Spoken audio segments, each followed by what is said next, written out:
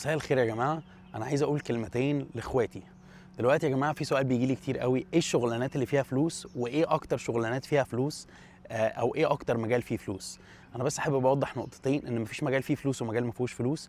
في شخص يستاهل الفلوس وشخص ما يستاهلش الفلوس. فانت هتلاقي سوفت وير ديفلوبر بيعمل 80,000، وهتلاقي سوفت وير ديفلوبر بيعمل 150,000، وهتلاقي سوفت وير ديفلوبر بيعمل 200,000، وهتلاقي واحد تاني بيعمل 400,000، واحد تالت بيعمل 500,000. الفرق ما بين ده وده وده حجم الخبره اللي عنده. هم كلهم في نفس المجال وكلهم تقريبا يعرفوا نفس التولز، ولكن حجم الخبره وحجم التسويق اللي ده سوقه لنفسه، هو عارف يبيع نفسه لشركه اكبر بفلوس اكتر. فدي الميزه الوحيده اللي موجوده في الشخص مش في الشغلانه. فلو انت بتدور على شغلانه فيها فلوس، ولو انت بتفكر ان انت هتاخد مني الزتونه اللي هتدي لك الفلوس في امريكا، لا، مفيش زتونه هتدي لك الفلوس في امريكا. في حاجه هتدي لك فلوس وحاجه هتدي لك فلوس اكتر، ده موجود.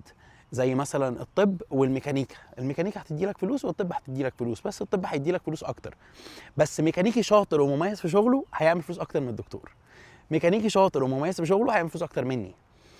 ولكن مهندس شاطر وعارف بيعمل ايه في المجال الصح يعمل فلوس اكتر منهم كلهم.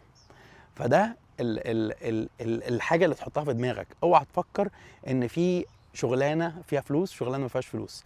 اوعى تسال السؤال ده. خليك دايما انت اللي تستحق الفلوس. اشتغل عشان انت تستحق الفلوس، مش علشان الشغلانه اللي بتشتغلها فيها فلوس. انت لازم تستحقها. والشركه مش هتدفع لك فلوس لله، الشركه هتدفع لك فلوس عشان انت تستحقها. يعني انا شركتي مش بتدفع لي فلوس عشان هم مرتباتهم عاليه. عندنا ناس بتاخد مرتبات نص مرتبي، وعندي ناس بتاخد ضعف مرتبي. فدول خبرتهم اقل مني ودول خبرتهم اكتر مني.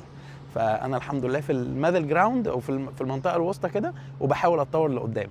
فده انا بحاول اشتغل عليه. انا اسف ان انا شكلي تعبان جدا النهارده، لان انا متفرط جامد، بس قررت اصور قبل ما الجو حلو بصراحه قوي النهارده، ولكن ما اعرفش فيه ايه، تعبان قوي.